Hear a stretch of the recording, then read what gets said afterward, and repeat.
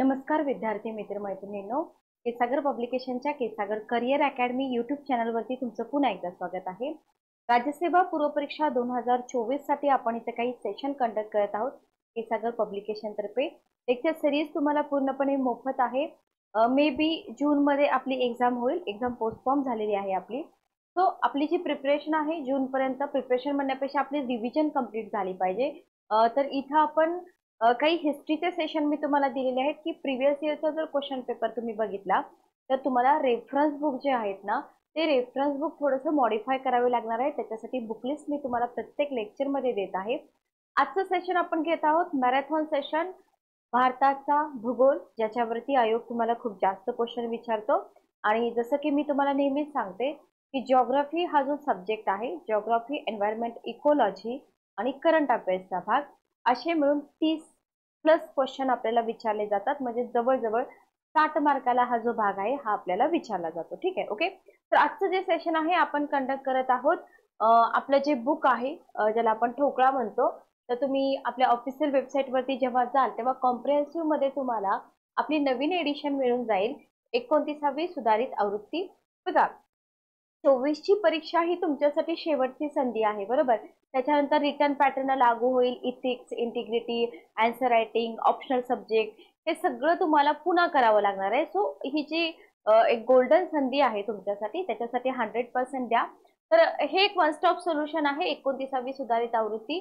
पुस्तक तुम्हाला रिव्हिजनसाठी बेस्ट आहे। पुस्तकाचं वैशिष्ट्य हे आहे की याच्यामध्ये तुम्हाला प्रत्येक सब्जेक्टची थेरी तर मिळतच आहे, प्लस क्वेश्चन पण मिळत आहे।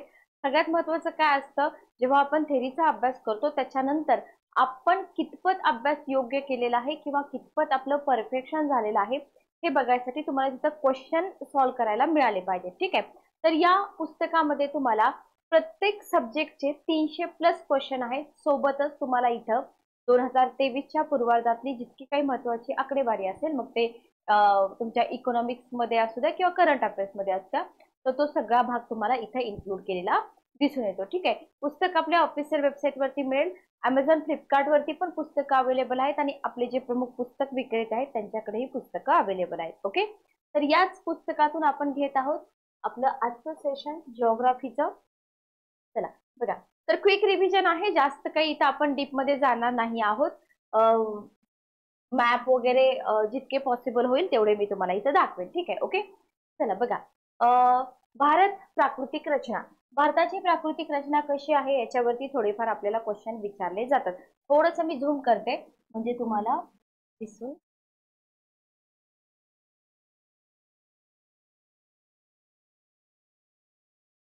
ओके,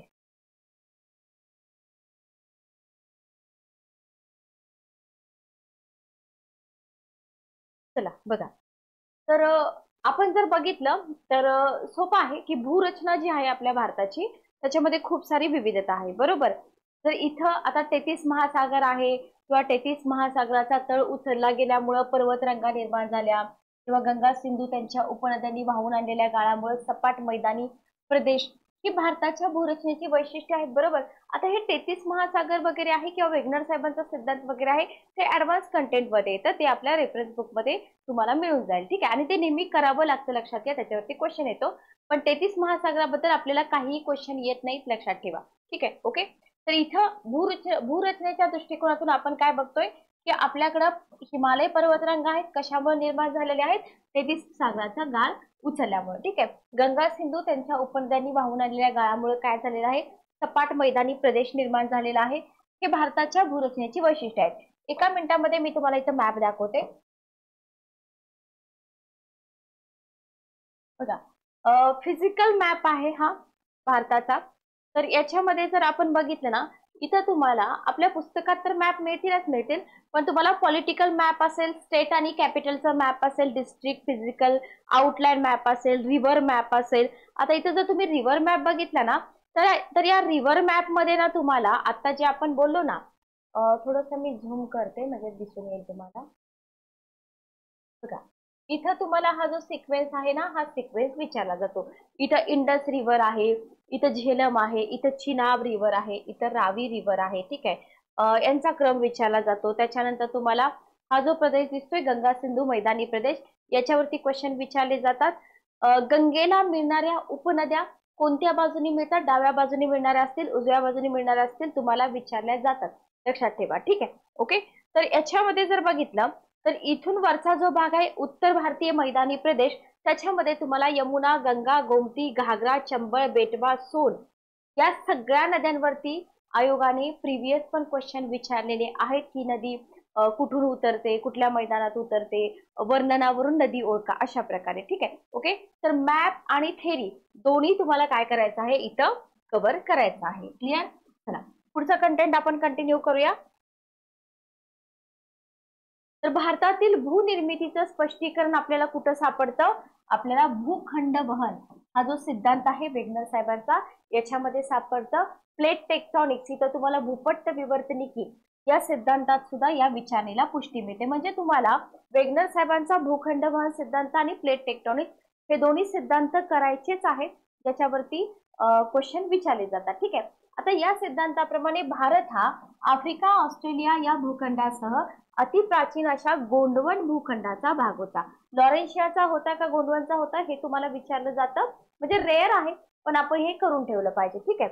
आता या काळामध्ये जर तुम्ही बघितलं तर या काळामध्ये पृथ्वीचं पृष्ठ जे आहे ना, मुख्यतः लॉरेन्शिया आणि गोंडवाना या दोन भूखंडाचं बनलं होतं. हे सगळ्यांना माहित असतं बघा, कॉमन कंटेंट आहे. आणि हे जे दोन महाखंड आहेत ना, हे टेथिस नावाचा जो महासागर आहे ना, त्या महासागराने अलग केले होते. ठीक आहे. गोंडवन महाखंड दक्षिणेकडे, लॉरेन्शिया महाखंड उत्तरेकडे, अशी त्याची कशी होती, तत्कालीन रचना होती.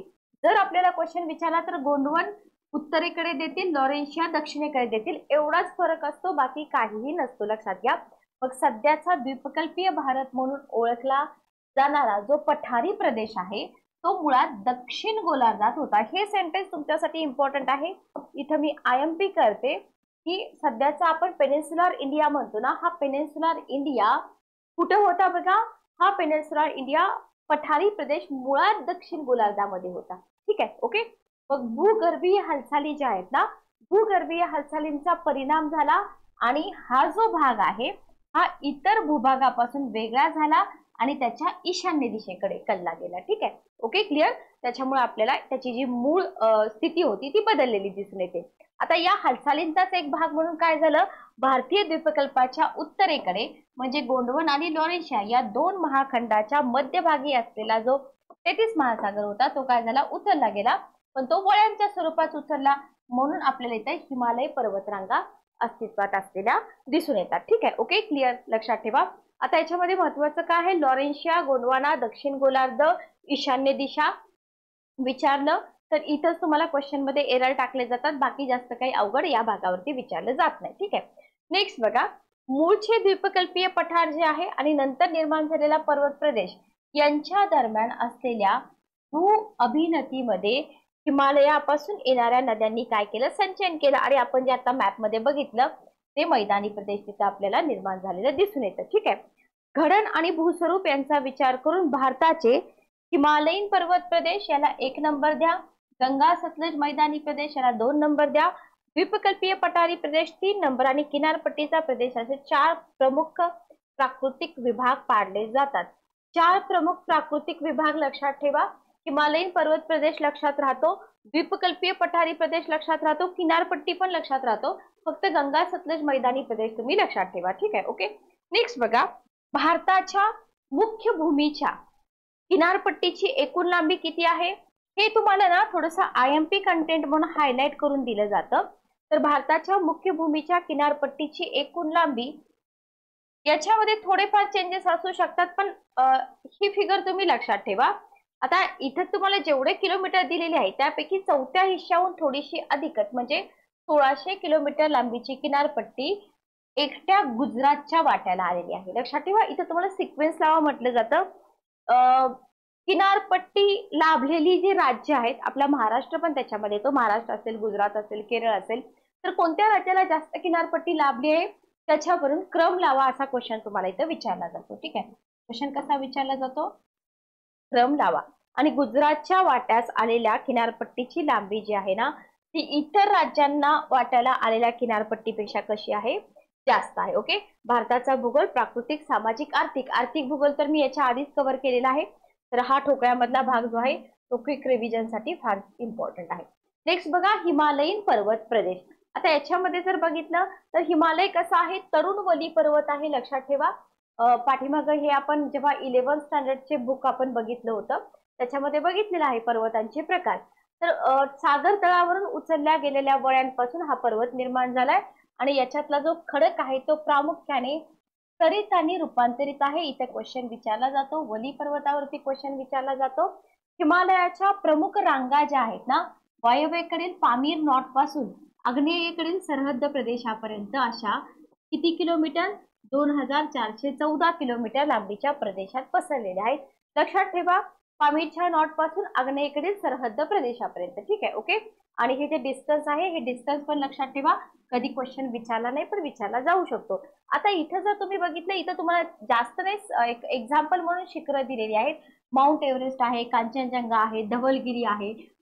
तर इथं 3 दिलेली आहेत, पण बरीच शिखरं आहेत जी तुम्हाला आपल्या सिद्धार्थ सरांच्या बुकमध्ये पण मिळतील. के सिद्धार्थ सरांचं पुस्तक बेस्ट आहे, भारताचा भूगोल. त्याच्या बाहेर एकही क्वेश्चन जात नाही, लक्षात घ्या.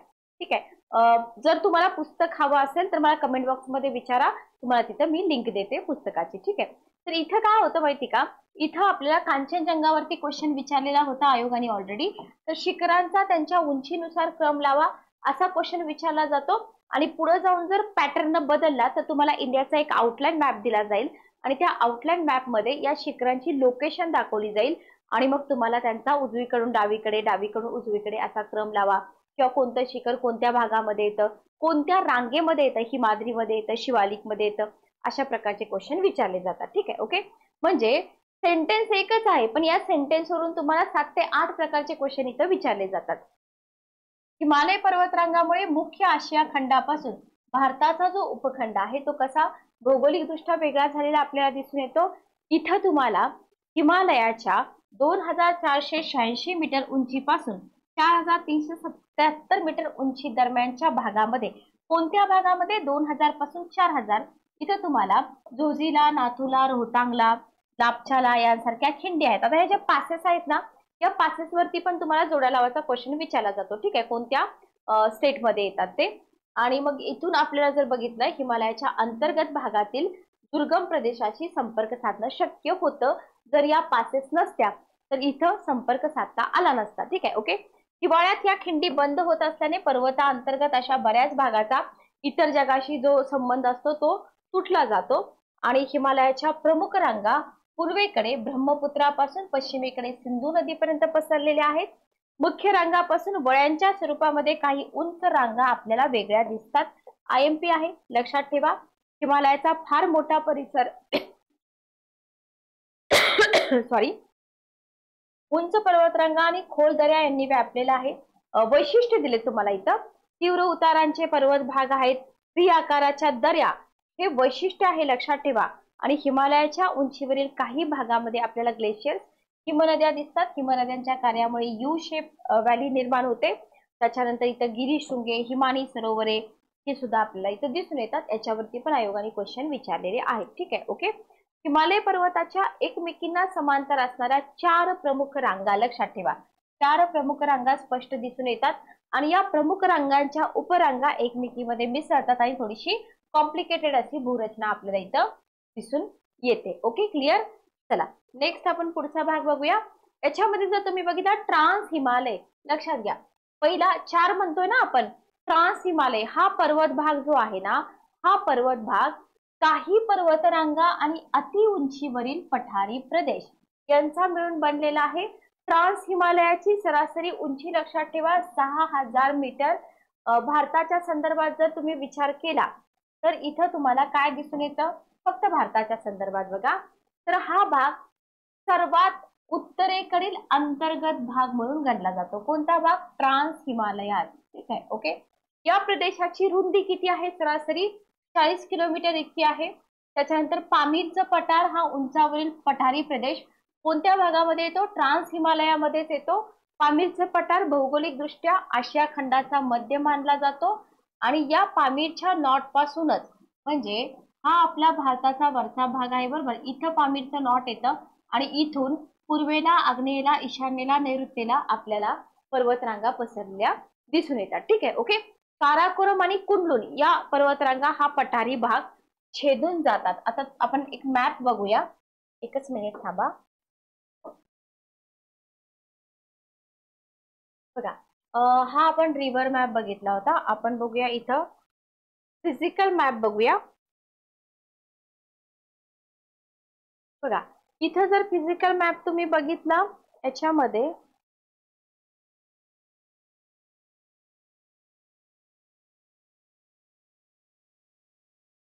बघा, हा आहे माउंटेन रेंजेसचा मॅप. एकच मिनिट थांबा. चला बघा, दिसते का बघा. याच्यामध्ये जर आपण बघितलं तर याच्यामध्ये तुम्हाला काराकोरम, इथं तुम्हाला काराकोरम रेंज दिसत आहे वरच्या साईडला. त्याच्यानंतर तुम्हाला झास्कर रेंज दिसत आहे, पीर पंजाल रेंज आहे, शिवालिक रेंज आहे. याचा सिक्वेन्स तुम्हाला विचारला जातो. इथं वरती पामीर नॉट मिळतं आपल्याला. काराकोरम, झास्कर, पीर पंजाल आणि शिवालिक. ठीक आहे, ओके. हे आपल्याला विचारलेलं आहे, लक्षात ठेवा. इथं जर तुम्हाला बघितलं तर इथं तुम्हाला हिमालया माउंटेन असं दिसतं आणि इथं खालची रेंज जी आहे ती तुम्हाला शिवालिक हिल्सची दिसते. याच्याशिवाय लगेचच मी तुम्हाला इथं दाखवते. इथं तुम्हाला विंध्य रेंज पण दिसते. त्याच्यानंतर इथं आरवली रेंज पण तुम्हाला दिसून येते. त्याच्यानंतर आपण जर इथं बघितलं तर सातपुडा आहे. महाराष्ट्रामध्ये आपल्याला इथं वेस्टर्न घाट दिसून येतो. पालकोंडा रेंज दिसून येते. शेवरी हिल्स इथे दिसून येतात. निलगिरी हिल्स आहे.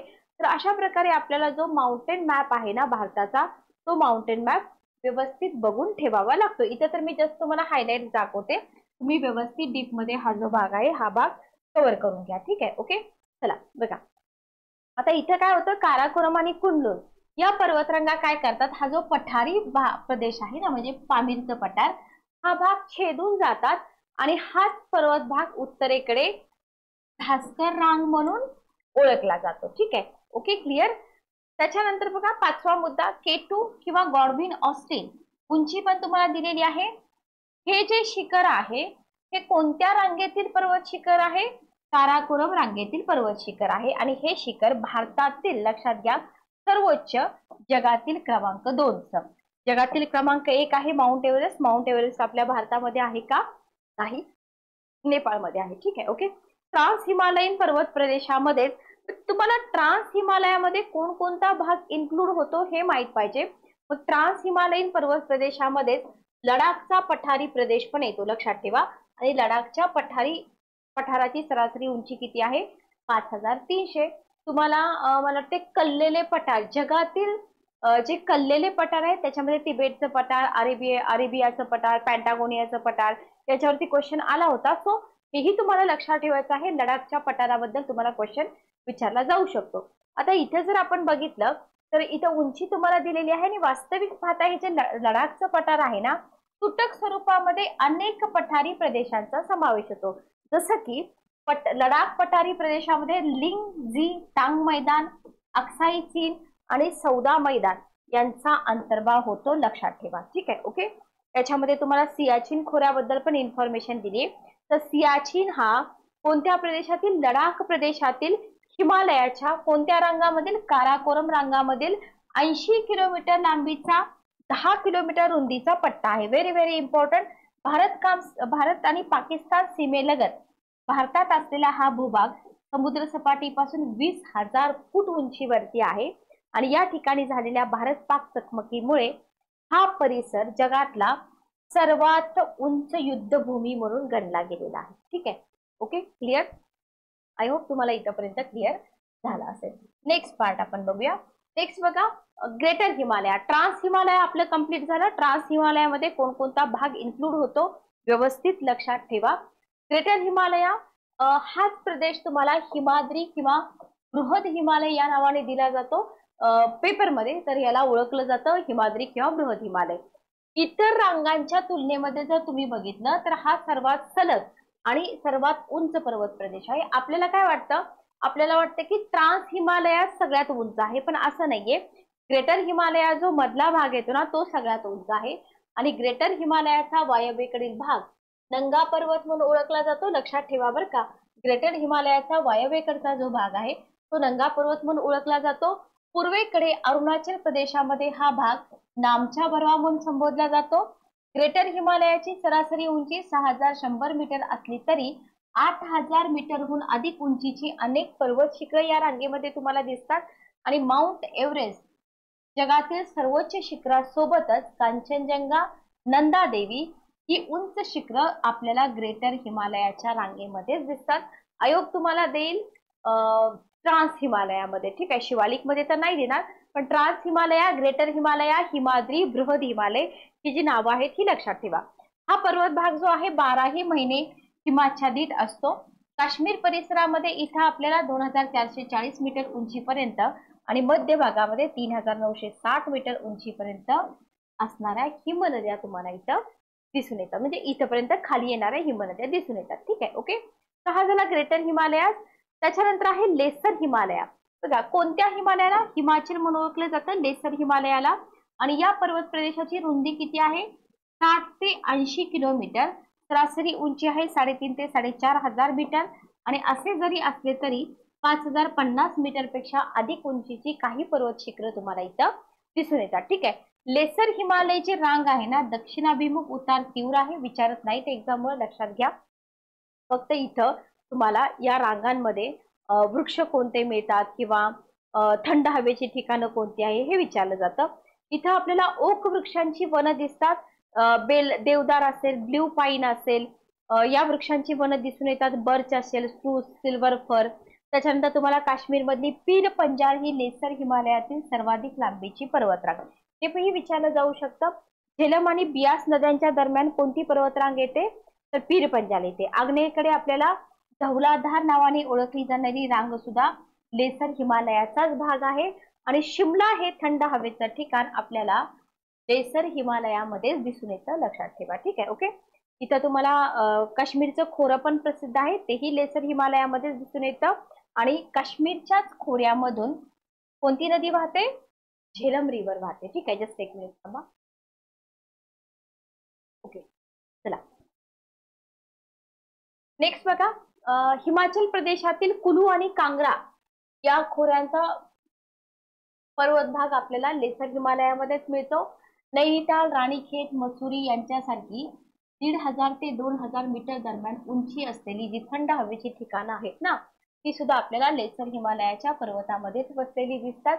हे दिसताना खूप सोपं दिसतं, पण याच्यावरती आयोगाचे क्वेश्चन असतात, ठीक आहे. Okay, clear. नेक्स्ट बघा, शिवालिक पर्वतरांगा यालाच बाह्य हिमालय म्हणून सुद्धा ओळखलं जातं. तर याला हिमालयाच्या उपरंगा म्हणतात.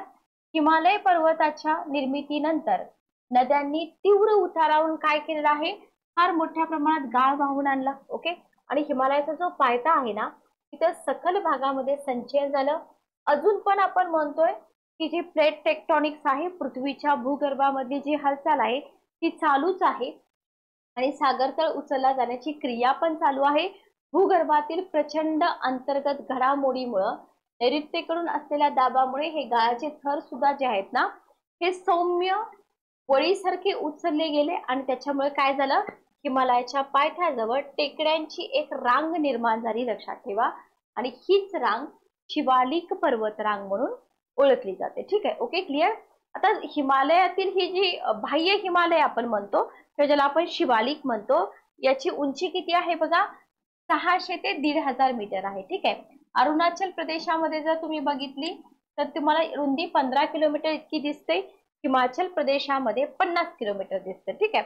छोटे छोटे पॉइंट्स आहेत, पण क्वेश्चन पेपर जर मॉडरेट टू डिफिकल्ट लेवलचा आला तर हे विचारलं जाऊ शकतं. हीच रांग जम्मू मध्ये जम्मू टेकड्या म्हणून ओळखली जाते. शिवालिक रांग अरुणाचल प्रदेशमध्ये डाफला, मिरी, अबोर आणि मिशमी टेकड्या जोड्यालाव मध्ये विचारलं जातं, ठीक आहे. Okay, clear. तुम्हाला कुमाऊ हिमालय, नेपाळ हिमालय, पंजाब हिमालय असंही हिमालयाचं वर्गीकरण विचारलं जातं. तर कुमाऊ हिमालयातील नंदा देवी हे भारतातील कितव्या क्रमांकाचं शिखर आहे? 8व्या क्रमांकाचं शिखर असलेलं आपल्याला इथं दिसून येतं, ठीक आहे. Okay, clear. नेक्स्ट बघा, ही जी शिवालिक रेंज आहे याच पर्वत रांगेस नेपाळमध्ये वेगवेगळ्या याला IMP करा असे पॉइंट्स विचारले जातात. नेपाळमध्ये शिवालिक रेंजला धांग, तुंडवा, सूर्या घाटी अशा नावाने संबोधलं जातं, ठीक आहे. हिमालय पर्वतामध्ये उगम पावणाऱ्या बहुतेक नद्या शिवालिक पर्वतरांग ओलांडून काय करतात?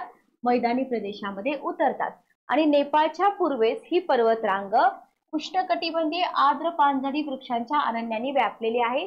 या रांगेच्या पलीकडे जर तुम्ही बघितलं वनस्पती जीवन विरळ होत गेलेलं दिसतं. लेसर हिमालयात आणि शिवालिक रांगा यांच्या दरम्यान आपल्याला सखल तळ असणारा कमी रुंदीचा असा दरीसारखा भाग दिसून येतो आणि हा प्रदेश दून प्रदेश म्हणून ओळखला जातो. लक्षात ठेवा, क्वेश्चन काय विचारला जातो तुम्हाला, दून प्रदेश कोणत्या दोन रांगांच्या दरम्यान मिळतो, तर लेसर हिमालया आणि शिवालिक रांग. ठीक आहे, मग हिमालयातून येणाऱ्या ज्या नद्या असतात ना त्या तीव्र उतारावरून एकदम सपाटीच्या अशा दून प्रदेशात प्रवेश करत असल्याने त्यांच्याकडून काय होतं, मोठ्या प्रमाणावर भरणाचं कार्य केलं जातं. त्याच्यामुळे हा प्रदेश गोटे आणि वाळू यांच्यासारख्या भरणाने काय झालेला आहे, व्यापलेला आहे. ठीक आहे, ओके.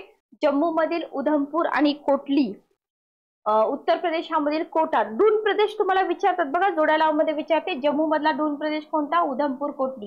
यूपी मधला कोटा, पाटली चौखंबा हे दून प्रदेश आहे. ठीक आहे, आणि डेहराडून व्हॅली हा विस्तृत आहे म्हणून हा स्पेसिफिक वेगळा तुम्हाला दिलाय. 75 किलोमीटर लांब, 15 ते 20 किलोमीटर रुंद असा दून प्रदेश आहे. ठीक आहे, ओके, क्लिअर. ह्या झाल्या हिमालयाच्या प्रमुख 4 रांगा. आता आपण बघतोय हिमालयाच्या उपरांगा. ठीक आहे, हिमालयाच्या उपरांगा कोणत्या आहेत बघा.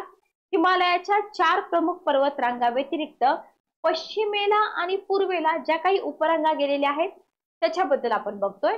तर पश्चिमेकडच्या ज्या उपरांगा आहेत सिंधू नदीच्या खोऱ्या पलीकडे, भारताचा मॅप तुमच्या डोळ्यासमोर आणा, पश्चिम पूर्व आपल्या लक्षात येतं. पश्चिमेकडचा भाग म्हणजे पाकिस्तान आणि अफगाणिस्तान मध्ये गेलेल्या रांगा. ठीक आहे, ओके. सिंधू नदीचं खोरं सगळ्या बाजूने वेढलेलं आहे आणि सिंधू मैदानाच्या बाजूला हे जे पर्वत आहेत ना यांचे उतार कसे आहेत, तीव्र आहेत. ठीक आहे. खैबर खिंड ही महत्वाची खिंड हिमालयाच्या उपरांगामध्ये आहे.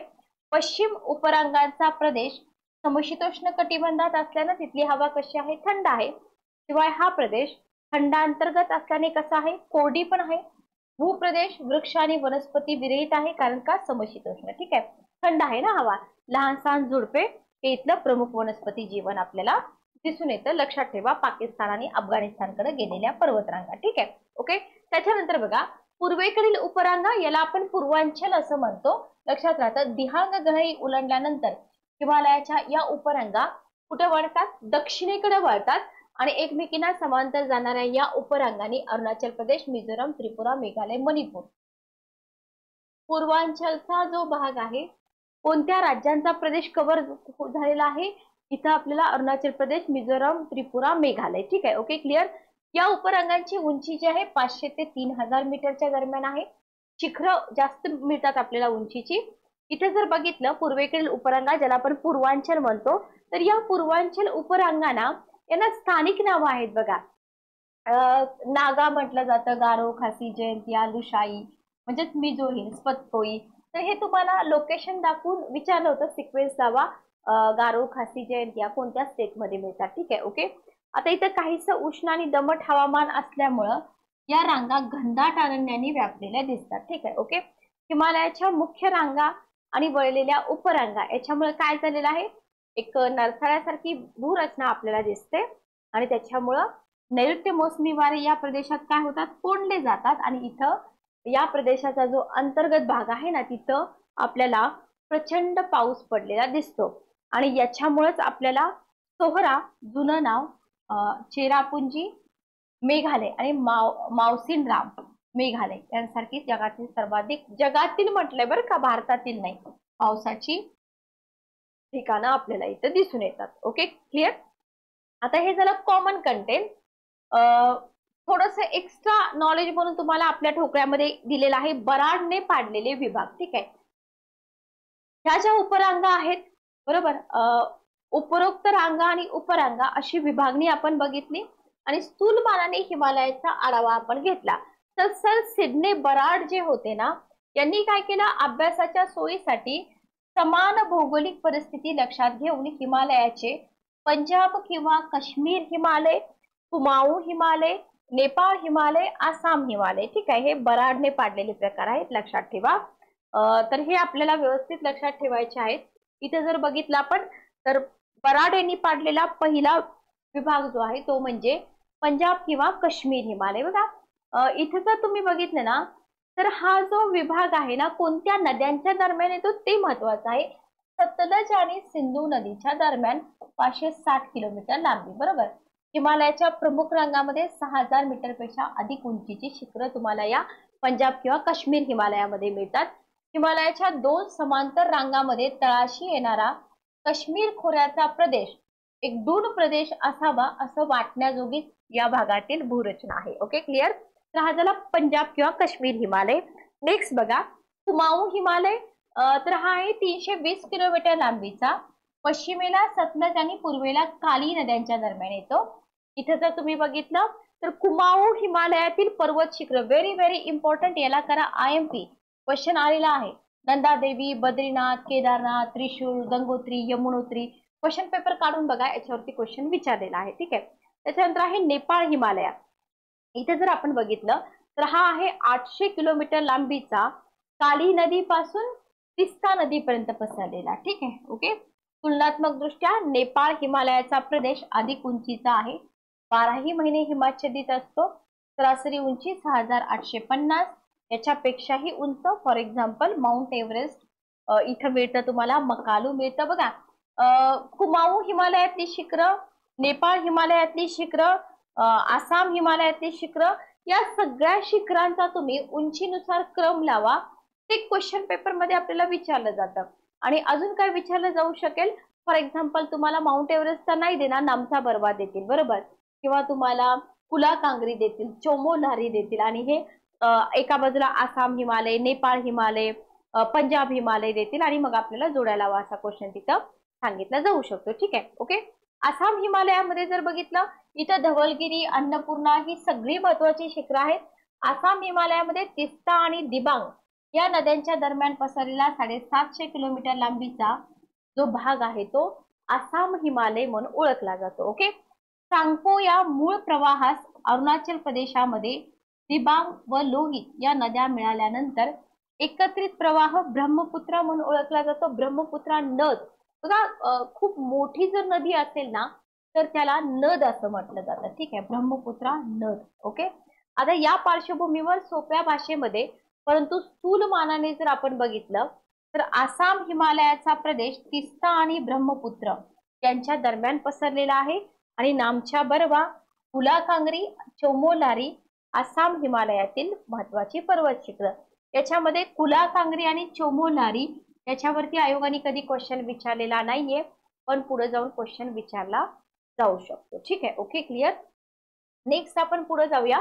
इथं तुम्हाला हिमालयातल्या काही महत्वाच्या खिंडी दिलेल्या आहेत. याच्यामध्ये जर बघितलं तर खिंडीचं नाव कोणत्या राज्यामध्ये आहे जोड्या मध्ये विचारतात. समुद्र सपाटीपासून उंची तर नाहीत विचारत, पण जोडले जाणारे प्रदेश म्हणजे हा अ गट देतील, हा ब गट दिला जाऊ शकतो, किंवा हाही ब गट दिला जाऊ शकतो. ठीक आहे. ओके. हे शक्यतो तर नाही विचारणार. बघा आगिलखिंड. आगिलखिंड कोणत्या प्रदेशामध्ये, कोणत्या राज्यात? काराकोरम रेंजमध्ये, लडाख. ठीक आहे. आणि जोडला जाणारा प्रदेश कोणता? लडाख आणि चीन मधील सिकियांग.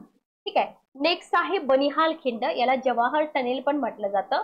तर ही मिळते आपल्याला पीर पंजाल टेकड्यामध्ये. स्टेट आहे जम्मू काश्मीर, जोडला जाणारा भाग आहे जम्मू आणि श्रीनगर. त्याच्यानंतर आहे बारालाचाला, जम्मू आणि काश्मीर, लडाख, जोडले जाणारे प्रदेश मनाली हिमाचल प्रदेश आणि लेह लडाख. ठीक आहे. चांगला बृहद हिमालय, जोडला जाणारा प्रदेश लडाख आणि तिबेट. टेप्सा खिंड हिमाचल प्रदेश, बृहद हिमालयामध्ये कुलू आणि स्पिती दोन्ही हिमाचल प्रदेशमध्ये आहेत. तर टोटल इथे किती झाल्या? 5 खिंडी झाल्या. नेक्स्ट बघा बोमडीला. बोमडीला ही खिंड तुम्हाला बृहद हिमालयामध्ये मिळते. स्टेट आहे अरुणाचल प्रदेश, जोडला जाणारा प्रदेश आहे अरुणाचल प्रदेश आणि लहासा तिबेट. तुम्हाला लहासाही देऊ शकतात, तिबेटही देऊ शकतात. हे सगळं ठोकळ्यामधलंच कंटेंट आहे. दिहांग खिंड अरुणाचल प्रदेश आणि मंडाले म्यानमार. ठीक आहे. हार्डुंगला आहे लडाखमध्ये, लेह आणि सियाचीन खोरं जोडलं जातं. बुर्जिल खिंड देवसाई रांगा, काश्मीर खोरे आणि देवसाई मैदान. काराकोरम खिंड, काराकोरम भारत आणि चीन, लक्षात ठेवा. खुंजेराब खिंड आहे काराकोरम रांगा, लडाख आणि सिकियांग देतील किंवा चीन पण देतील. पेन्सिला आहे जम्मू आणि काश्मीर, लडाख, काश्मीर खोरा आणि कारगिल, लक्षात ठेवा. जेलेपला सुंबी खोरे, सिक्कीम आणि लहासा. लिपुलेख खिंड आहे पिठोरगड, उत्तराखंड, याला स्टार करा, उत्तराखंड आणि तिबेट. मानाखिंड आहे बृहत हिमालय, उत्तराखंड आणि तिबेट. नाथुला आहे सिक्कीम, प्राचीन रेशीम मार्गावरील भारत चीनला जोडणारी सरहद्दीवरची ही खिंड आहे. रोहतांगला हिमाचल प्रदेश, शिप्कीला तुम्ही स्टेट वाईज पण लक्षात ठेवू शकता. जोजिला खिंड जम्मू काश्मीर, लडाख, थांगला लडाख, लिखापाणी अरुणाचल प्रदेश. तर याच्यावरती युपीएससी ला पण क्वेश्चन विचारलेले आहेत आणि एमपीएससी ला सुद्धा क्वेश्चन विचारले जातात, लक्षात ठेवा. तर अ गट असेल, ब गट असेल, जोडा लावा, फिल इन द ब्लँक्स किंवा सेंटेन्स फॉर्मॅट मध्ये क्वेश्चन विचारू द्या. कसाही क्वेश्चन विचारू द्या, तुम्हाला उत्तरं आली पाहिजे. ठीक आहे. भारतातील सर्वोच्च शिखर फक्त भारतातील दिलेत, आपल्याला जगातील पण विचारले जाऊ शकतात. तर इथं जर बघितलं तर ट्रान्स हिमालयामध्ये तुम्हाला केटू गॉडविन ऑस्टिन उंची पण दिलेली आहे. ग्रेटर हिमालया, कांचनजंगा, अन्नामलाई, अनईमुडी, निलगिरी, जोडाबेट्टा, पूर्वघाट, आर्माकोंडा, सातपुडा, धूपगड किंवा पंचवडी. ठीक आहे. Okay, clear. चला, उंची लक्षात ठेवा आणि उंचीनुसार हा जो क्रम आहे हा क्रम पण व्यवस्थित लक्षात ठेवा. देन आपल्याला इथं पुढचा जो प्राकृतिक विभाग आहे आपला गंगा सिंधू ब्रह्मपुत्रा खोऱ्यांचा मैदानी प्रदेश. ओके, आता हा जो मैदानी प्रदेश आहे ना, हा मैदानी प्रदेश त्याच्या उत्तरेकडे काय आहेत, वरच्या बाजूला हिमालय आहे बरोबर, दक्षिणेकडे बघा असं जर बघितलं ना आपण, खालच्या बाजूला हा पेनिन्सुलर इंडिया, हा मधला भाग आणि याच्या वरती जर बघितलं तर हिमालयाचा भाग. ठीक आहे. Okay, clear. तर इथं द्वीपकल्पीय पठार एकमेकांपासून वेगळं केलेलं आहे, हिमालय आणि द्वीपकल्पीय पठारापासून. ठीक आहे. आणि हेच वेगळ्या भाषेत सांगायचं म्हटलं आपण तर उत्तरेकडे हिमालय पर्वतरांगा, दक्षिणेकडे द्वीपकल्पीय पठार, यांच्यामध्ये गंगा सिंधू ब्रह्मपुत्र आणि त्यांच्या उपनद्यांनी बनवलेला सपाट गाळाचा प्रदेश आहे, ज्याला आपण ब्रह्मा सिंधू ब्रह्मपुत्रा खोऱ्यांचा मैदानी प्रदेश म्हणतो. या सपाट मैदानी प्रदेशाने जवळजवळ 7.8 लक्ष चौरस किमी क्षेत्रफळ व्यापलेलं आहे. आणि इथं तुम्हाला हे जे मैदान आहे ना, हे मैदान कोणकोणत्या स्टेट मध्ये येतं असा क्वेश्चन विचारला जाऊ शकतो. गंगेचं मैदान लक्षात घ्या, मुख्यतः उत्तराखंड, यूपी, झारखंड, बिहार, वेस्ट बेंगॉल या राज्यामध्ये येतं. यमुना नदीच्या पश्चिम काठावर असलेल्या 200 ते 300 मीटर इतक्या कमी उंचीच्या डोंगराळ प्रदेशानं गंगेचं मैदान सतलज मैदानापासून वेगळं केलेलं आहे. महत्वाचं आहे, यमुना नदीच्या काठावर असलेला जो उंच डोंगराळ प्रदेश आहे ना, यानं काय केलेलं आहे, गंगेचं मैदान आणि सतलजचं मैदान वेगळं केलेलं आहे. ठीक आहे. ओके, सतलज मैदानामध्ये बघा तुम्हाला जोड्यालावामध्ये येतं गंगा मैदान, सतलज मैदान.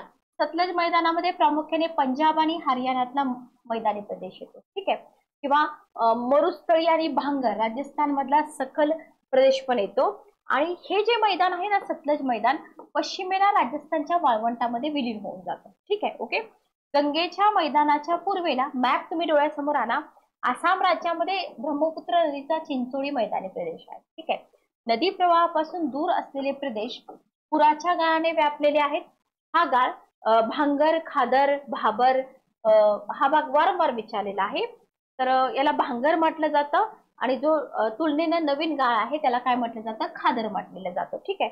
खादर प्रकारचा जो गाळ असतो ज्याला आपण नवीन म्हणतो बरोबर, याला पंजाबमध्ये बेत असं म्हणतात, लक्षात ठेवा.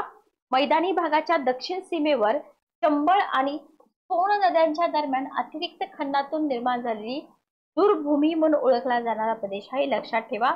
बेत असेल, दुर्भूमी असेल, याच्यावरती क्वेश्चन येऊ शकतात. आणि या प्रकारचे भूरूप तुम्हाला पंजाब, हरियाणा इथं भाबर प्रदेशात सुद्धा आढळून येतात. ठीक आहे. आता या मैदानातील गाळाचे भरण इतकं प्रचंड आहे की तळखडक लागतच नाही, 150 ते 350 मीटर पर्यंत. गंगा सिंधू ब्रह्मपुत्र आणि त्यांच्या उपनद्या हे मैदान इतकं विस्तृत सकल आहे की कित्येक किलोमीटर खोलीपर्यंत कुठलाच भू उठाव तुम्हाला दिसून येत नाही. आणि याचा जो मंद उतार आहे कुठं आहे, बंगालच्या उपसागराकडे आहे. मॅप बघितलं की आपल्याला दिसून येतं. ठीक आहे. गंगा ब्रह्मपुत्रा यांच्या मुखाजवळ 51,306 चौरस किमी इतका विस्तृत त्रिभुज प्रदेश. याच्यावरती पण क्वेश्चन आला होता तुम्हाला, सुंदरबनवरती क्वेश्चन आला होता, सुंदरबनवरती. ठीक आहे, कंबाईनच्या एक्झाम मध्ये आला होता. ओके, पश्चिम बंगाल आणि बांगलादेशमध्ये पण खूप डिटेल क्वेश्चन विचारला होता, सुंदरबन म्हणून ओळखला जातो. क्लिअर.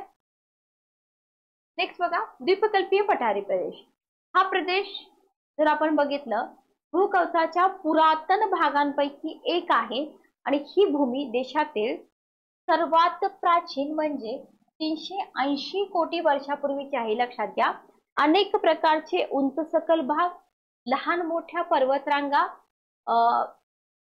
नद्या ज्या आहेत ना, अलीकडे निर्माण केलेली खोरी, भरणाची अरुंद मैदानं याचा अंतर्भाव या पठारी प्रदेशामध्ये होतो. लक्षात ठेवा.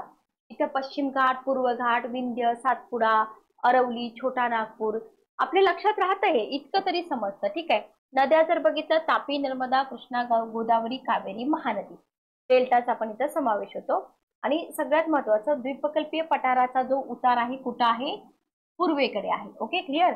सुमारे 16 लक्ष चौरस किमी विस्ताराच्या या पठाराच्या वायव्य सीमेवर कोणता पर्वत आहे? अरवली पर्वत आहे. उत्तरेकडे जर तुम्ही बघितलं तर बुंदेलखंडचा भाग, तुम्हाला बुंदेलखंड आणि बागेलखंड याच्यावरती पण आयोगाचे क्वेश्चन येतात. व्यवस्थित लक्षात ठेवा. कैमूर आणि राजमहाल टेकड्या या पठाराची उत्तर आणि ईशान्य सीमा लक्षात घ्या. ठीक आहे. वायव्य सीमेवरती अरवली पर्वत आहे, उत्तर ईशान्य सीमेवरती कैमूर आणि राजमहाल टेकड्या आहेत. हे आपल्याला तोंडपाठ असलं पाहिजे. आता या पठाराचा जो बराचसा भाग आहे, कोणत्या पठाराचा? आपण बघतोय द्वीपकल्पीय पठारी प्रदेश. तर या द्वीपकल्पीय पठारी प्रदेशाचा बराचसा भाग 400 मीटर पेक्षा अधिक उंच आहे. नर्मदा नदीच्या प्रस्तरभंगामुळे काय झालंय?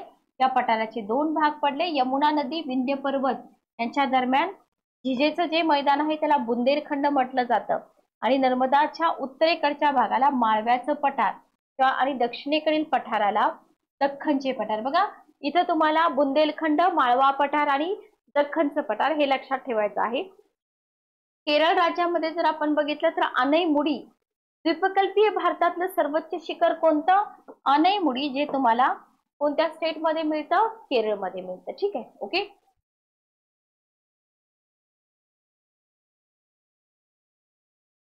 ओके. चल, नेक्स्ट आपण पुढे जाऊया. याच्यामध्ये आता आपण बघूया अरवली पर्वत. ठीक आहे. अरवली पर्वत भारतातल्या बघा सर्वात प्राचीन पर्वतरांगा आहेत. ठीक आहे. नैऋत्य ईशान्य पसरलेल्या आहेत. उत्तरेकडे उंची 400 मीटर पेक्षा कमी आहे. लक्षात ठेवा.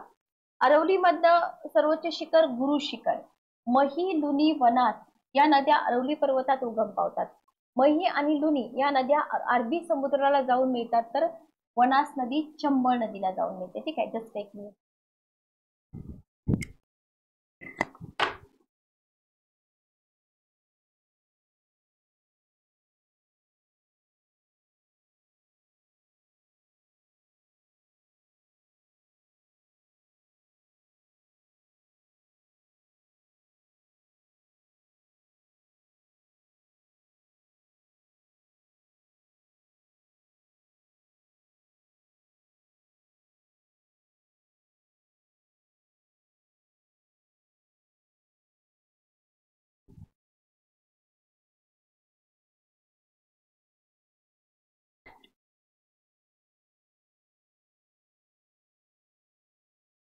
चला, पुढचा पार्ट आपण कंटिन्यू करूया.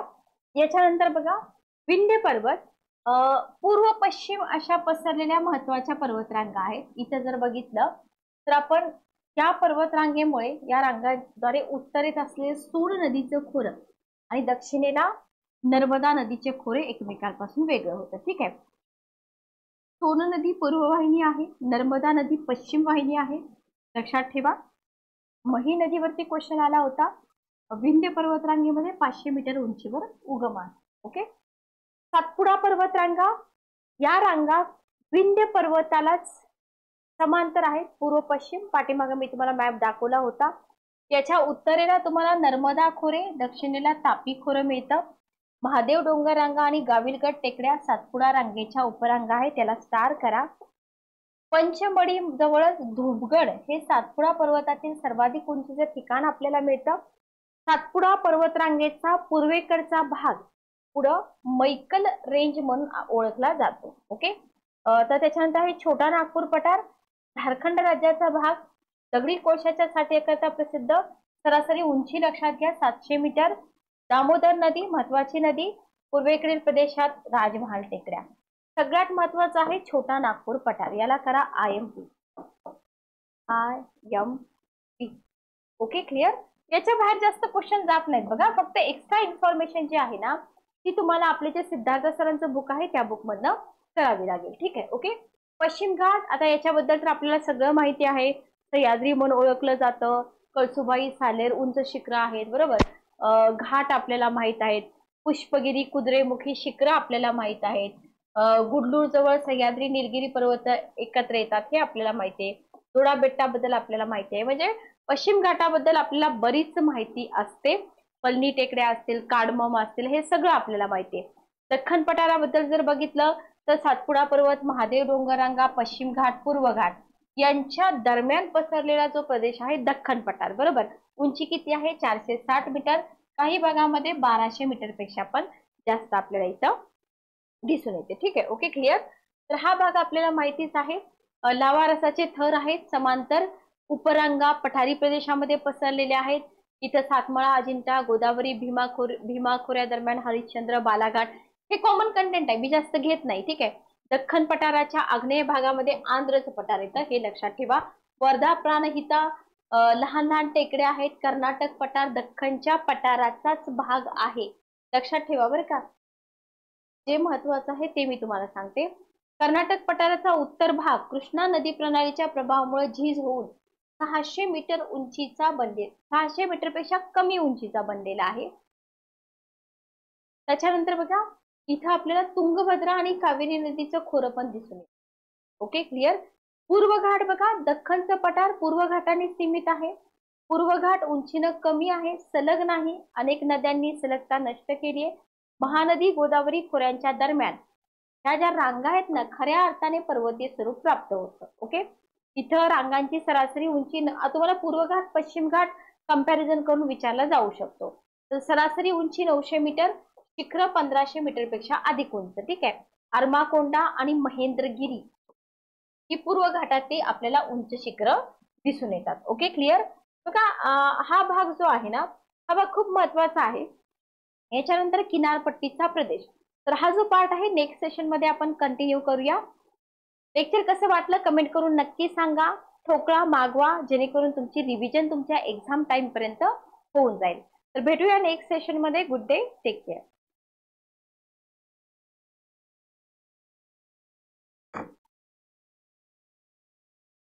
तर आपण बघतोय किनारपट्टीचा प्रदेश. याच्यामध्ये जर आपण बघितलं ना, ओके, बघा आपण कुठेपर्यंत आलो होतो.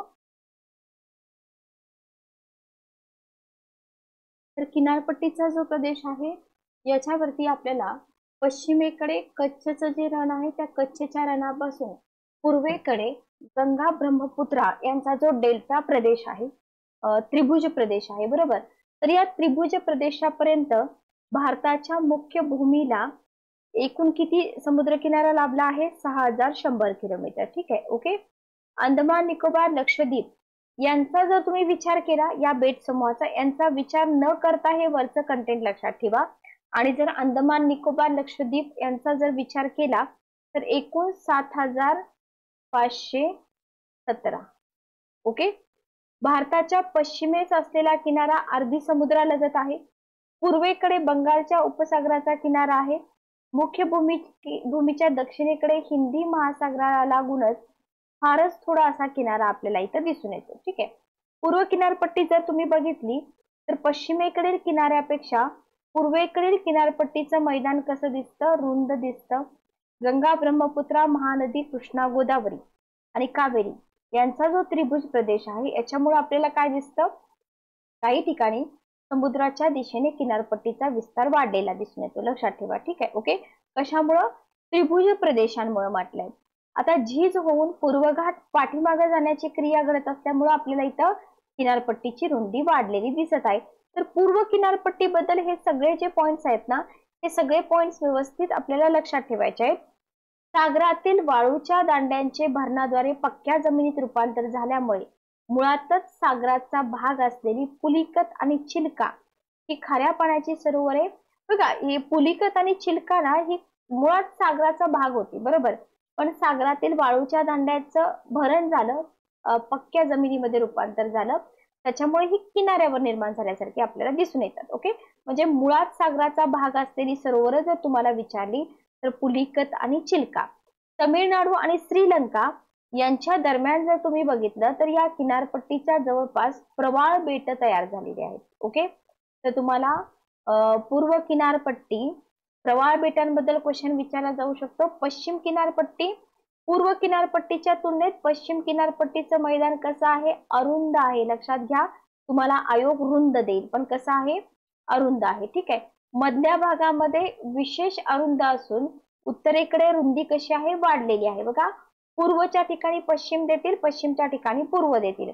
दक्षिणेकडे जर तुम्ही केरळच्या किनाऱ्याकडे गेलात तर तिथं तुम्हाला वाळूच्या भरणातून तयार झालेले दांडे आणि त्यांच्या मागे तयार झालेली खाऱ्या पाण्याची सरोवरे, बॅक वॉटर्स, हे या किनारपट्टीचं वैशिष्ट्य दिसून येईल. कोणत्या किनारपट्टीचं, पश्चिम किनारपट्टीचं. ठीक आहे, न्यू मूर हे भारताच्या आधिपत्याखालील 12 चौरस किमी क्षेत्राचं निर्मनुष्य बेट बंगालच्या उपसागरात हरिभंगा नदीच्या मुख्य प्रदेशामध्ये वसलं आहे. ठीक आहे, आणि हे बेट भारताच्या किनाऱ्यापासून 5.5 किलोमीटर अंतरावरती आहे. लक्षात ठेवा.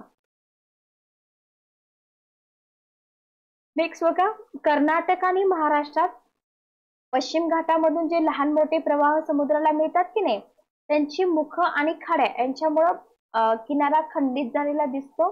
महाराष्ट्राच्या उत्तर भागात उल्हास ही मोठी नदी आहे, तिच्या भरणानं आपल्याला किनारपट्टी रुंद झालेली दिसते. उल्हास नदीच्या उत्तरेला तापी आणि नर्मदा या नद्यांचे त्रिभुज प्रदेश आणि त्यांना लागून गाळाची मैदानं, किनारपट्टी अधिक रुंद होत गेलेली आपल्याला दिसते. उत्तरेला गुजरात राज्यात किनाऱ्यापासून अंतर्गत भागात आपल्याला झिजेचं विस्तृत मैदान दिसतं. म्हणजे या विस्तृत मैदानामुळे काय झालेलं आहे, किनारपट्टीची रुंदी वाढलेली दिसून येते. ठीक आहे, ओके, क्लिअर. तर किनारी प्रदेशामध्ये तुम्हाला हा भाग सगळा लक्षात ठेवावा लागेल. कंपॅरिझन करून विचारलं जातं पूर्व किनारपट्टी आणि पश्चिम किनारपट्टी. भारताची भूस्तर रचना जर बघितली, हिमालयाचा अभ्यास आपण केला, किनारपट्टीचा अभ्यास आपण केला. इथं आपल्याला भारताच्या भूशास्त्रीय दृष्ट्या 4 भाग पडतात, तर ते 4 भाग अभ्यासायचे. हे भाग पाडताना कोणत्या बेसिसवरती पाडलेत, खडकांच्या प्रकार. जिओलॉजी हा पार्ट आपल्याला सिलेबस मध्ये दिलेला नाहीये, पण खडक रचना याच्यावरती जे क्वेश्चन येतात तिथूनच येतात. ठीक आहे, ओके. बघा, इथं जर बघितलं तुम्ही, उत्तरेकडील पर्वतीय प्रदेश, गंगा ब्रह्मपुत्रा मैदानी प्रदेश, लावा रसाच्या थरापासून बनलेला द्वीपकल्पीय पठारी प्रदेश, स्फटिकमय खडकापासून बनलेला द्वीपकल्पीय पठारी प्रदेश. ठीक आहे, तर इथं तुम्हाला खडकांच्या प्रकारांच्या आधारे जे प्रदेश पाडलेले आहेत, उत्तरेकडील पर्वतीय प्रदेश, गंगा ब्रह्मपुत्रा मैदानी प्रदेश, लावा रसाच्या थरापासून बनलेला द्वीपकल्पीय पठारी प्रदेश आणि स्फटिकमय खडकापासून बनलेला द्वीपकल्पीय पठारी प्रदेश. ठीक आहे, बघा, भारतीय भूखंडाचा भूशास्त्रीय इतिहास अतिशय गुंतागुंतीचा असून भारताची भूस्तर रचना कशी आहे, विविधतापूर्ण आहे. ठीक आहे, हे मी तुम्हाला जिओलॉजिकल टाइम स्केल मी शिकवली होती. अति प्राचीन प्री कॅम्ब्रियन कालखंडापासून ते अलीकडचा जो क्वाटर्नरी किंवा चतुर्थ कालखंड आहे, तर इथपर्यंत निर्माण झालेले विविध प्रकारचे खडक आपल्याला आपल्या भारताच्या उपखंडामध्ये आढळतात. ओके, भारताच्या भूस्तर रचनेचा जर विचार केला तर भारतीय द्वीपकल्प जगातील अति प्राचीन आणि स्थिर भूप्रदेशापैकी एक आहे. ओके, हिमालय पर्वतरांगा सर्वात तरुण म्हणजे अलीकडच्या काळामध्ये निर्माण झालेत आणि हिमालयाच्या नंतर गंगेचं मैदानी प्रदेश ऑब्विसली होणारच, कारण का हिमालयातून ज्या नद्या वाहत येतात त्यांनी आणलेल्या गाळामुळे हा मैदानी प्रदेश निर्माण झालाय. बरोबर, विशिष्ट भूशास्त्रीय कालखंडात निर्माण झालेल्या या खडकांची वर्गवारी भूशास्त्रीय प्रणाली, ज्याला जिओलॉजिकल सिस्टीम म्हणतो, त्याच्याप्रमाणे आपण इथं सांगू शकतो. याच्यामध्ये आर्कियन आणि धारवाड प्रणाली व्यवस्थित समजून घ्या, याच्यावरती क्वेश्चन विचारले जातात. ओके, बघा, ही जी आर्कियन आणि धारवाड प्रणाली आहे ना, तर इथं या प्रणालीतला जो खडक आहे सर्वात प्राचीन खडक कोणत्या प्रणालीमधला, आर्कियन किंवा धारवाड प्रणालीमधला. याच्यामध्ये पट्टिताश्म, सुभाजाश्म आणि ग्रॅनाइट या प्रकारचा अंतर्भाव होतो. बरोबर, उष्णता आणि प्रचंड दाब याच्यामुळे खडकांचं रूपांतर होऊन ढाळवाळ प्रणालीतील खडकांची निर्मिती झालेली आपल्याला दिसून येते. दख्खनचं पठार, झारखंड राज्यातील बराचसा भूभाग, छत्तीसगड राज्यातील बुंदेलखंडचा परिसर, उत्तराखंड राज्यातील गढवाल परिसर, लडाखचा परिसर, ओडिशा आणि राजस्थानमधील बऱ्याचशा भूभागात या प्रणालीचे खडक आढळतात. बघा, आर्कियन आणि ढाळवाळ प्रणालीचे जे खडक आहेत ना, ते आपल्याला कुठे आढळतात? दख्खन पठार, झारखंड राज्यातील बराचसा भूभाग, छत्तीसगड राज्यातील बुंदेलखंडचा परिसर, उत्तराखंड राज्यातील गढवाल परिसर, लडाखचा परिसर, ओडिशा आणि राजस्थानमधील भूभागात. ठीक आहे, ओके. या प्रणालीतील थरांमध्ये लोह, मंगल, तांबे आणि सोने ही खनिजे आढळत असल्याने इथले खडक कसे आहेत? आर्थिक दृष्ट्या महत्वाचे. बघा, कोणत्या प्रणालीतील खडक महत्वाचे आहेत? आर्कियन आणि ढाळवाळ. का?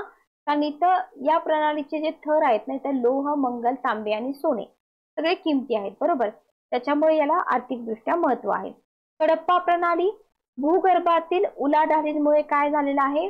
आर्कियन प्रणालीतील खडक उचलले गेले, त्याच्यापासून पर्वताची निर्मिती झाली आणि या पर्वत रांगांचा पृष्ठभाग झिजून पर्वतरांगांची उंची कमी झाली. या सगळ्या घडामोडी घडल्या आणि हडप्पा प्रणालीतील खडकांची निर्मिती झाली. ठीक आहे.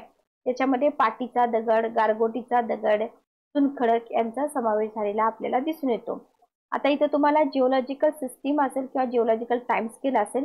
प्री कॅम्ब्रियन कालखंड लक्षात ठेवा, जगातला सर्वात प्राचीन आहे, 300 ते 90 कोटी वर्षापूर्वी. क्वाटर्नरी कालखंड अलीकडचा आहे, म्हणजे 25 लाख वर्षापूर्वी. लक्षात राहील. प्री कॅम्ब्रियन म्हणलं की अति प्राचीन, क्वाटर्नरी म्हटलं की 25 लाख वर्षापूर्वीचा. ठीक आहे. हडप्पा प्रणालीतील खडकामध्ये आपल्याला सजीवांचे प्राचीन अवशेष आढळत नाहीत. आयोग काय देतं? आढळतात म्हणून देतात. ठीक आहे. आंध्र प्रदेशातील कडप्पा परिसर, छत्तीसगड राज्यात अनेक ठिकाणी, तसेच अरवली पर्वताच्या काही भागामध्ये तुम्हाला या प्रकारचे खडक दिसून येतात. आता हे जे खडक आहेत ना, या खडकावरून बांधकामाचे दगड आणि कडप्पा नावाने ओळखली जाणारी फरशी उपलब्ध होते आणि याच्यामध्ये खनिज सापडत नाही. ओके. विंध्य प्रणाली, कडप्पा प्रणालीतील खडकांची झीज होऊन निर्माण झालेल्या अनाच्छादित भूभागावर या प्रणालीतील खडकांची निर्मिती झाली. या प्रणालीचा नमुनेदार विकास विंध्य पर्वतात झालेला दिसतो आणि अरवली पर्वतापासून बिहारमधील सोन नदीच्या खोऱ्यापर्यंत आपल्याला विंध्य प्रणालीतील खडक अधूनमधून आढळून येताना दिसतात. ठीक आहे. आता या प्रणालीतील खडकांचे वरचा आणि खालचा थर असे 2 थर दिसतात. लक्षात घ्या.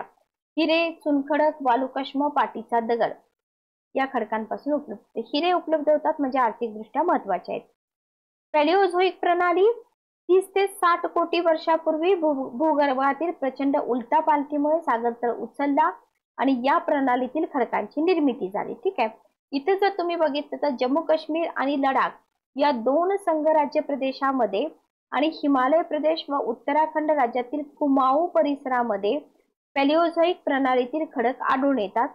इथं साहजिकच प्राचीन सागरी जीवावशेष विशेषत्वाने सापडलेले आपल्याला दिसतात, कारण का? सागर तळ उचलला गेलेला आहे, बरोबर. पाटीचा दगड, मृत्तिका, चुनखडक, शेल या प्रकारच्या खडकांचा या प्रणालीमध्ये समावेश होतो. नेक्स्ट बघा, गोंडवन प्रणाली. प्राचीन काळी पृथ्वीच्या उत्तर भागामध्ये लॉरेन्शिया आणि दक्षिण भागामध्ये गोंडवन 2 महाखंड अस्तित्वात होती. आपण पाठीमागं बघितलं, बरोबर. आता इथं गोंडवन महाखंडात भारत, अरबस्तान, आफ्रिका, ऑस्ट्रेलिया, दक्षिण अमेरिका विचारलं जातं. लक्षात ठेवा. 30 ते 36 कोटी वर्षापूर्वी या कालखंडात नद्या आणि सरोवरांच्या खोऱ्यात गाळाचं संचयन होऊन या प्रकारच्या खडकांची निर्मिती झाली. ठीक आहे. आणि खडकांचे कालमानानुसार वरचा आणि खालचा असे थर झाले आणि इथं त्या कालखंडातील पाण्यातील आणि जमिनीवर पाण्याचे अवशेष सापडतात. कशामध्ये? गोंडवन प्रणालीमध्ये. ठीक आहे. भारतामध्ये छत्तीसगड, आंध्र प्रदेश, झारखंड, पश्चिम बंगाल. बघा, भारतामध्ये कोणत्या राज्यामध्ये गोंडवन प्रणालीचे खडक आढळतात? छत्तीसगड, आंध्र प्रदेश, झारखंड, पश्चिम बंगाल. ठीक आहे. गोंडवन प्रणालीतील खडकांच्या खालच्या थरात कोळसा आणि लोह यांच्यासारखी खनिजे मोठ्या प्रमाणावर उपलब्ध होतात आणि हा थर आर्थिकदृष्ट्या महत्वाचा गणला जातो. ट्रायसिक प्रणाली, इथं जर तुम्ही बघितलं तर 22 ते 20 कोटी वर्षापूर्वी निर्माण झालेले जे खडक आहेत ना, त्यांचा समावेश ट्रायसिक प्रणालीमध्ये होतो. ट्रायसिक प्रणालीतील खडक मुख्यत्वे गाळाचे थरांवर थर साठून बनलेले आहेत. हिमालयाच्या अंतर्गत रांगातील काश्मीरमधील हजारा परिसरापासून नेपाळपर्यंतच्या भूभागात या प्रणालीतील खडक आढळतात. चुनखडक, शेल आणि डोलोमाइट या खनिजांमुळे याला आर्थिक महत्व प्राप्त झालेलं आहे. ठीक आहे. जुरासिक प्रणाली ट्रायसिक पेक्षा अलीकडची आहे आणि इथं हे खडक ट्रायसिक खडकांच्या थरावर पसरलेले दिसतात. ओके, काही महत्वाचं कंटेंट तुम्हाला हायलाइट करून दिलेला आहे. निकोबार बेटे लहान मोठ्या बेटांचा समूह.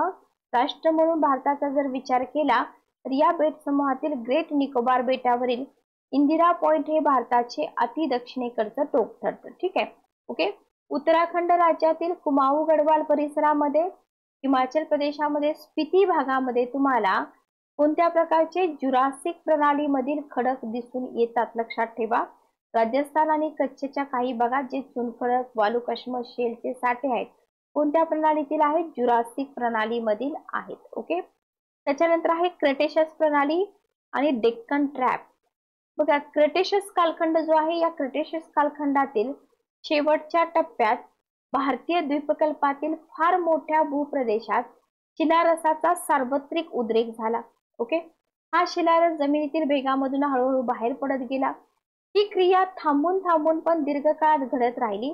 कालांतराने काय झाले? हा शिलारस थंड झाला, विस्तीर्ण अशा दख्खन पठाराची निर्मिती झाली आणि काळाच्या ओघामध्ये या पठाराची झीज होत गेली आणि नद्यांची खोरी निर्माण झाली. ठीक आहे. महाराष्ट्रामध्ये जर तुम्ही बघितलं तर कोकणातील सिंधुदुर्ग, विदर्भातील चंद्रपूर, गडचिरोली, भंडारा, गोंदिया हे जर जिल्हे सोडले तर उर्वरित सगळा भाग जो आहे ना तो भाग डेक्कन ट्रॅप किंवा दख्खन पठारामध्ये मोडतो. ठीक आहे. ओके, गुजरात मधील कच्छ, सौराष्ट्र, मध्य प्रदेशातील माळवा, उत्तर कर्नाटक यांचाही दख्खन पठारात समावेश होतो. लक्षात ठेवा बरं का. या प्रणालीतील शिलारसाची जाडी किती आहे? मध्य प्रदेश, अमरकंटक इथं कमीत कमी 150 आणि कच्छ मध्ये 3000 आहे. जास्त कुठं आहे?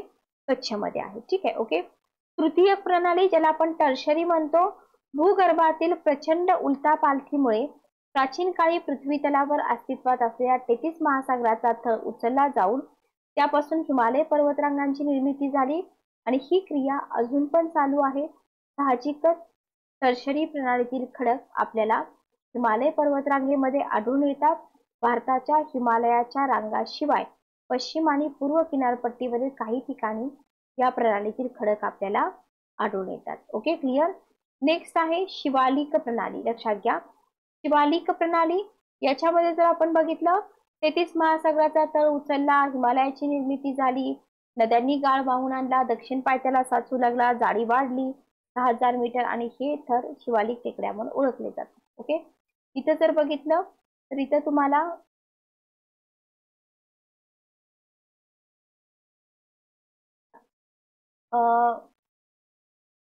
प्राचीन काळी हत्ती आणि माणूस सदृश प्राण्यांचे अवशेष मिळालेले आहेत. या प्रणालीतील खडक हिमालयाच्या पायथ्याशी पंजाब पासून आसाम पर्यंत आणि चंदीगड शहर शिवालिक टेकड्यांच्या पायथ्याशी आहे. Okay, clear. सिंधू गंगा मैदान, हिमालय पर्वतरांगा, द्वीपकल्पीय भारत. जो खळगा होता ना तो गाळाने आणि सपाट सुपीक झाला. गंगा सिंधू त्यांच्या उपनद्यांनी गाळ वाहून त्याचं संचयन केलं. वालुका, रेव आणि मृत्तिका यांचं प्रमाण आहे. सिंधू गंगा मैदानाचे गाळाच्या थरांची जाडी 6 ते 6000 मीटर आहे. मैदाने राजस्थान पासून आसाम पर्यंत 8 लक्ष चौरस किमी क्षेत्रावरती पसरलेले आहेत. ठीक आहे. जर तुम्ही सगळ्या भारताचा विचार केला तर गंगेचं खोरं देशातील पहिल्या क्रमांकाचं मोठं खोरं आहे. त्याच्या खालोखाल गोदावरीचं खोरं. तुम्हाला क्वेश्चन विचारला जातो, गंगा खोरे, गोदावरी खोरे, कृष्णा खोरे, कृष्णाच्या खालोखाल महानदी खोरे. ठीक आहे. नर्मदा आणि कावेरी आकारमानाने जवळजवळ सारखेच आहेत, त्यांचा क्रमांक लागतो 5वा. भले नर्मदा देऊ द्या किंवा कावेरी देऊ द्या. Okay, clear. तर इथं आपला हिमालयाचा भाग संपतो आणि त्याच्यानंतर आपला पाठ चालू होतो मृदा.